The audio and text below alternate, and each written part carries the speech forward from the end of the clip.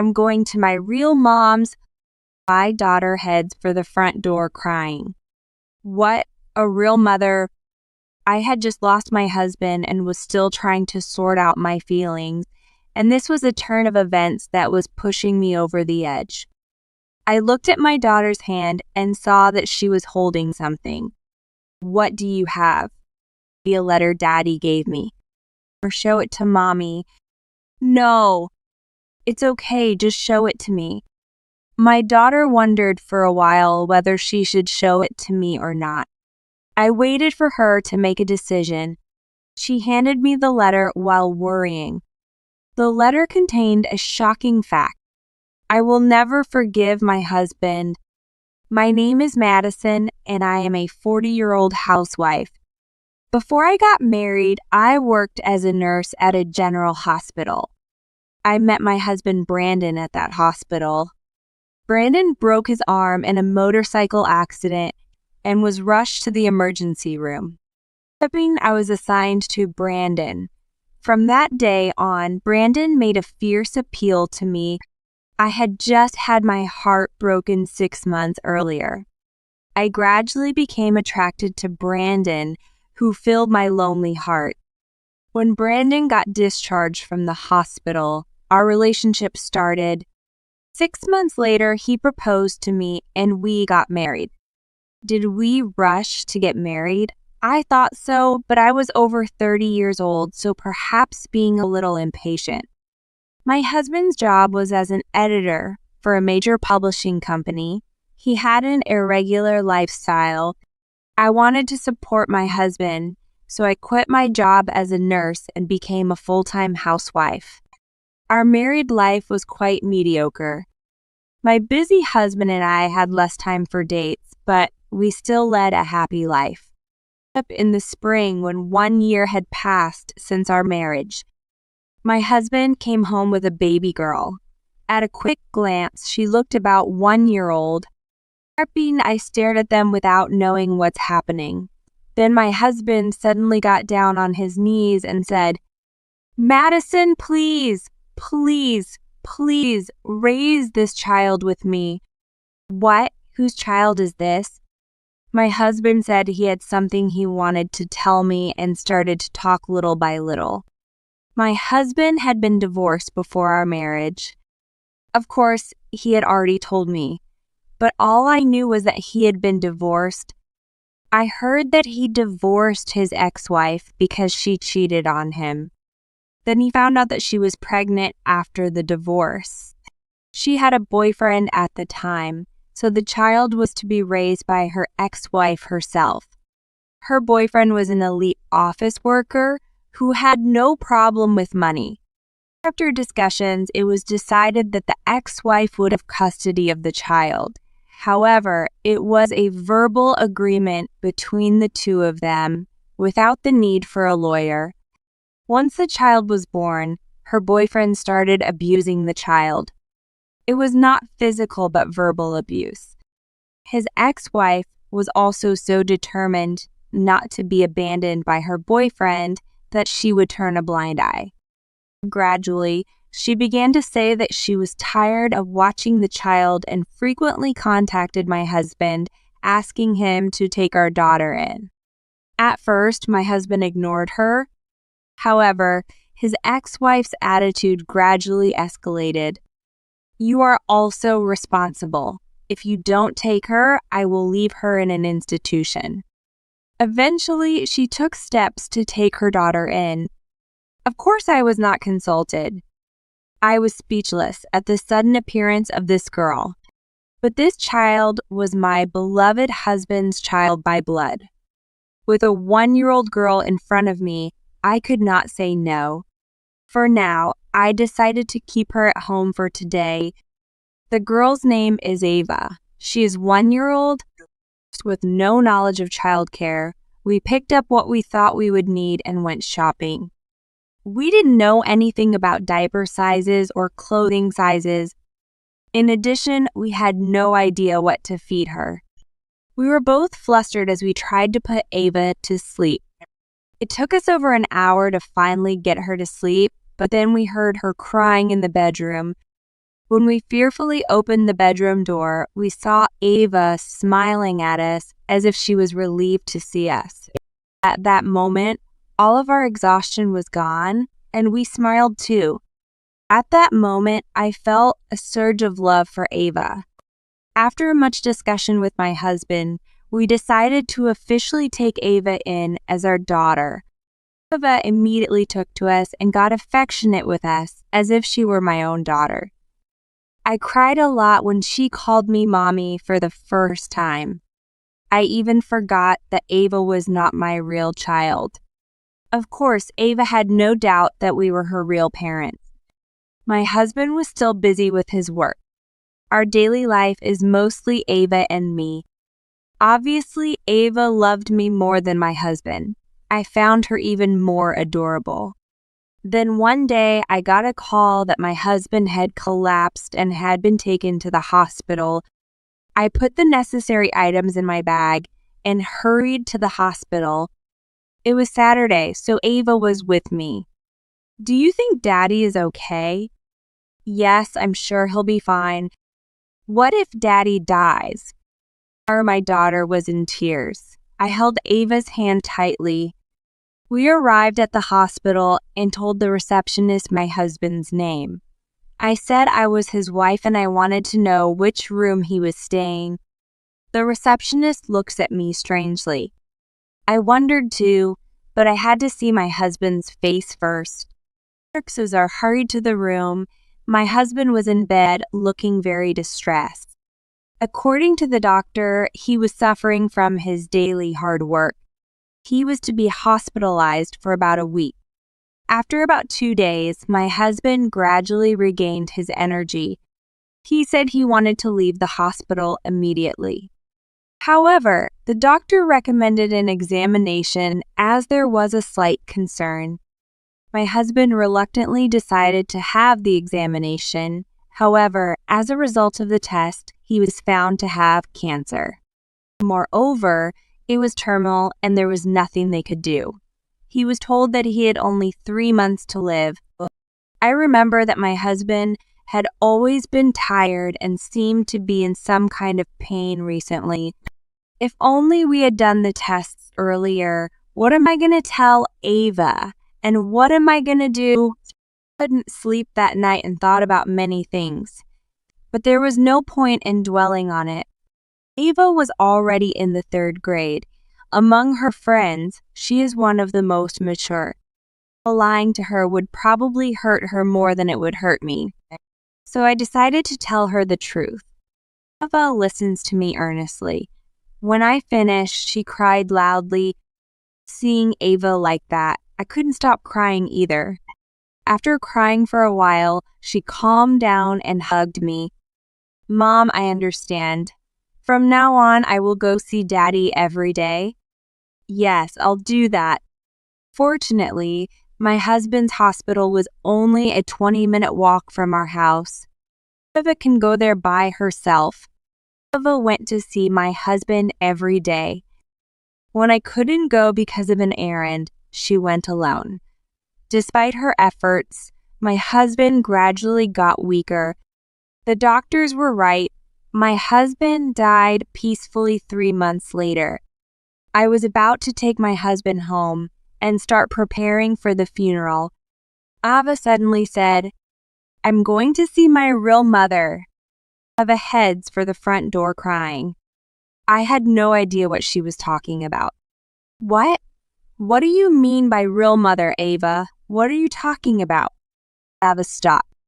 My husband had just passed away, and I was still trying to get my mind in order. I looked at Ava's hand and saw that she was holding something. What do you have? It's a letter from Daddy. Show it to Mommy. No, having to hear. Ava puts the letter in her pocket. No, show it to Mommy. Ava wondered for a while if she should show it to me. I waited for her to make a decision. Then Ava handed me the letter, still troubled. I opened the letter timidly and read it, and I found a shocking truth. Dear Ava, thank you for coming to visit me every day. Daddy will probably go to heaven soon. I wish I could have spent more time with you. You were always close to Mommy, and I was feeling lonely. Daddy has something to tell you. Actually, you are not Mommy's real child.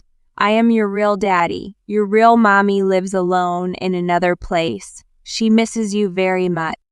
I remarried your real Mommy. Your real Mommy was lonely, and I felt sorry for her to be left alone. I divorced Madison. When Daddy died, you should go and live with your real Mommy. Madison is strong, so she can live alone. You are not her real child, so I don't think she will miss you when you are gone. This is your real Mommy's address from Daddy. What is it? This letter, real Mommy, divorce without my permission? I was in a panic, but I guess it was the same for Ava. I took a deep breath, calmed down, and asked Ava, when did you get this letter? About 2 days ago. Daddy told me not to look at it until he was dead, so I read it just now. Ava, calm down and listen to Mommy. I sat Ava down and made her a cup of cocoa. After having the cocoa and calming down a little, I started talking about how I met Ava. I told her everything without hiding anything. Ava listened to me silently, looking me straight in the eye. When I finished, Ava looked worried. So you are not lying to me about not being your real child? No, Ava's real Mommy is not me. I'm sorry for not telling you. Do you think I should go to my real Mommy? No, even after Daddy died, I was going to live with you as we always had. But Daddy married my real Mommy, right? So I guess I have to go over there too, right? I don't want to though. I don't like it either. I want to stay with Ava forever. Mommy? Ava hugged me with tears streaming down her face. Seeing her like that, I made up my mind. I will never forgive my husband. Mommy will look into it properly. Leave it to Mommy? Yes, okay. I decided to leave my husband's body in the custody of a private contractor for the time being. I went to the ward office to find out if the divorce papers had indeed been filed, and found that they had not. It was a lie on my husband's part that he had divorced me and that he had remarried his ex-wife. Next stop was his ex-wife's place. They'd have no say in the matter. Since I could no longer ask my husband, I had no choice but to ask his ex-wife. I went to the address written in the letter and found an old apartment complex. When I pressed the doorbell, a very languid-looking woman answered the door. I sensed that this was my husband's ex-wife. I pressed the record button on my cell phone, which I kept in my pocket. Sorry for visiting you without notice. This is Brandon's wife. What do you want, Brandon's wife? I'm here to ask you a few questions. May I come in now? I'm busy, so hurry up. His ex-wife saw me as a pain in the ass. He said the other day, Brandon passed away. Did you know that? Oh, he finally died. Oh, my sugar daddy is gone. What do you mean? You didn't notice anything, did you? You're so pure. I had no idea what was going on. His ex-wife asked me to come inside the house. I went in without hesitation. Yes, well, sit down. Yes. Only his ex-wife was having coffee. Then she started talking. About a year ago, Brandon happened to come to my workplace. Oh, I'm working at a cabaret club now. Was he husband alone? Yes, he found me and started coming every week. After about 6 months, he said he wanted to get back together with me, and I said no because I was with another man, but he still insisted. I listened to her in silence. He started giving me money every month. I told him I didn't want it, but he kept asking me to take it, so I had no choice but to take it. But I let him stay every time he did that. For coffee, she couldn't stop talking. He asked me to remarry me as he's getting a divorce with you. So I said yes to him as a joke, but he took it seriously. I told him I wanted to meet Ava because he said he was going to bring her next time, but I didn't mean it at all. What's the point of meeting Ava now? You're not going to give Ava back to me because Brandon is dead, are you? If that's the case, I don't want her back. Are you saying you and my husband were having an affair? That's what it was, I guess. We were intimate, actually. You should be grateful that I called paramedics. Brandon, he was here at the time, too. I was really annoyed that I had to accompany him to the hospital, too. So that's why the receptionist looked at you so strangely. Finally, everything was clear. I am happy to have heard this much. I've heard everything I wanted to hear. Well then, I'm leaving. Oh, I will be responsible for Ava's upbringing. Thank you for your time. I went home as soon as I could. When I got back, Ava was anxiously waiting for me. Mommy, welcome home. Are you all right? I'm happy to be back. Mommy is fine. I decided to let Ava listen to the audio recording. I knew it was a terrible thing for a third grader to listen to, but I couldn't lie to Ava. Ava quietly listened to the audio. When she finished listening, she stared at me and said, Mom, thank you for doing everything for me. What are you talking about? Don't thank me. I can't daddy for what he did about my real mom. Can I stay here with you forever, Mommy? Of course, I want to stay here with you. Don't worry, you are still Mommy's child on the family register. No matter what anyone says, Ava smiled and hugged me as if she was relieved. This is where my revenge begins. I wondered if I needed to have a funeral for my husband who betrayed me and Ava, so I asked the local government to take his body. They told me that they would cremate and bury his body on my behalf. I really wanted to send the body to his family, but his parents died early and he had no siblings. My husband had spent a lot of money on his ex-wife, and so he had little savings left. On the contrary, the hospitalization expenses were paid out of the savings I had saved from working before marriage. The only asset that remained was the house we built when we got married. My husband used the money he had saved when he was single and his parents' in-laws' inheritance to build the house, and he put it in my name as a surprise present to me. The house sold for more than I had expected, and I thanked my husband for this one time. Then I filed for a divorce from my husband and filed a notice of termination of marriage. I no longer had anything to do with my ex-husband. Next, I went to a lawyer's office to ask for alimony for his ex-husband and his ex-wife with whom he was having an affair. We have audio evidence, so the story goes easily. However, his ex-wife was reluctant to pay alimony and would not sign the document. Upon further investigation, I discovered that his ex-wife's parents were quite rich. Even now, as an adult, she is still frequently pampered by her parents who send her money. When my lawyer found out about this, she immediately signed the papers. It seems at this time too. She has been pampered by her parents, and they have decided to pay me alimony instead. I, on the other hand, decided to return to my parents' home far away. My parents understood my situation and welcomed me with open arms.